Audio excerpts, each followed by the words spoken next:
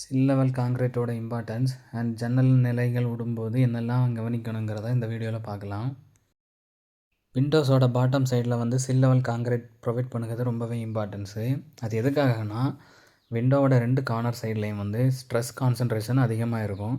அதனால் அதை ஈக்குவலாக கேரி பண்ணுறதுக்காக நம்ம வந்து சில் லெவல் காங்கிரீட் வந்து ப்ரொவைட் பண்ணுறோம். அது ஆர்சிசிலையும் பண்ணலாம், பிசிசிலையும் பண்ணலாம். இதனால் நல்ல ஒரு லெவல் பேஸ் கிடைக்கும். அது மட்டும் இல்லாமல் பாட்டம் ஃப்ரேமுக்கு ஒரு நல்ல ஒரு பைண்டிங் சப்போர்ட்டாக இது வந்து இருக்கும். டயஜனல் கிராக்ஸ் வரதை வந்து ஸ்டாப் பண்ணும். வுட்டோட எந்த ஃப்ரேம்லாம் டேரெக்டாக வாலில் கனெக்ட் ஆகுதோ அந்த ஃப்ரேமில் எல்லாமே நம்ம வந்து பிளாக் கோட்டிங் கொடுக்குறது வந்து ரொம்பவே இம்பார்ட்டன்ஸு. அந்த பிளாக் கோட்டிங் வந்து பிளாக் ஜப்பான் பெயிண்ட்டு யூஸ் பண்ணிக்கலாம். சிமெண்ட்டில் வந்து ஆல்கலைன் தன்மை இருக்கிறனால அது வந்து டேரெக்டாக வந்து வுட்டில் படும்போது அது வந்து ப்ராப்ளம்ஸை உண்டாக்கும். ஸோ அதுலேருந்து இது பாதுகாக்கும். அது மட்டும் இல்லாமல் டெர்மைட் அண்ட் ஒயிட் அண்ட் ப்ராப்ளத்துக்கு இது வந்து ஒரு சொல்யூஷனாக இருக்கும். பிளாக் கோட்டிங் வந்து ஒரு மாய்ஸ்டர் பேரியராக வந்து ஒர்க் ஆகும்.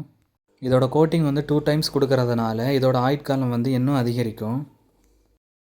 இதெல்லாம் ப்ராப்பராக பண்ணதுக்கப்புறம் நமக்கு எங்கெல்லாம் ஜன்னல் வேணுமோ அங்கே வந்து லெவலிங் பண்ணி கரெக்டாக ஜன்னலை வந்து ஃபிக்ஸ் பண்ணிடலாம்.